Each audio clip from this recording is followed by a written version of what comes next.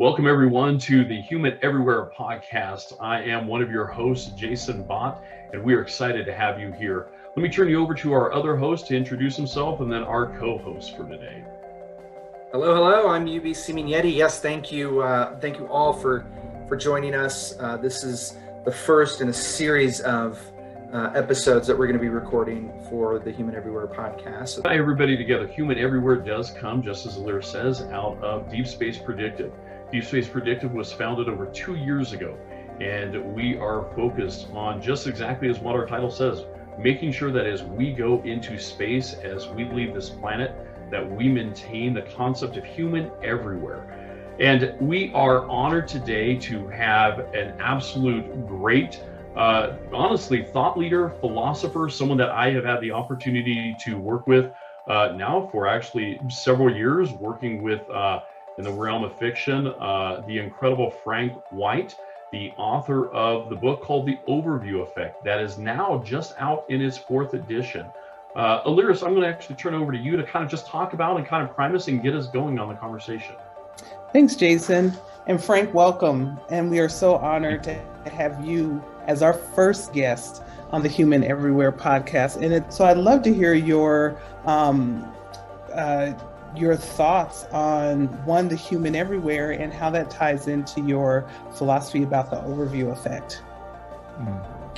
Well, thank you so much. It's a great honor to be your first guest. And there is so much to say about your introductory question that I'm sure I won't be able to share everything that it makes me think about. But I really do applaud the terminology human everywhere, in the sense that I think what the overview effect as an idea and experience tells us is exactly what you're saying, which is that when human beings have gone into low Earth orbit or on lunar missions, they've looked back at planet Earth. That has caused a shift in their own identity. It's caused a shift in their understanding of what it means to be human.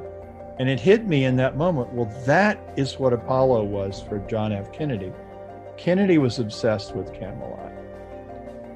When Kennedy was young, he was very ill, and he used to read the Camelot stories. And then everybody knows that Camelot was his favorite musical. But then some people realized that the Kennedy administration was called Camelot. It was characterized as Camelot. And all of it just hit me, and I realized the Apollo astronauts were the Grail Knights for Kennedy. And it struck me that he knew what was going to happen if we did Apollo. That he had an insight into what this view was going to cause. That book was the easiest book I've ever written. I mean, it just came out. And one last thing that is a secret hiding in plain sight. I don't know if you knew this, but John Kennedy did not want Apollo to be a race.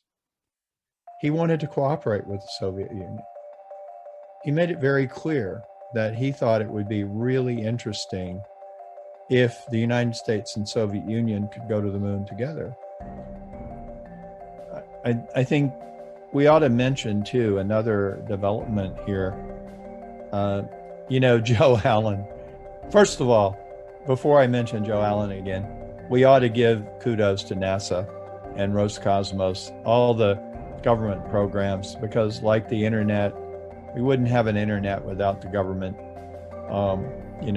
We wouldn't have Blue Origin and all of these other opportunities without NASA and absolutely other government programs. So first of all, and all the NASA astronauts who risked their lives to bring back the message. So first of all, I'll say that.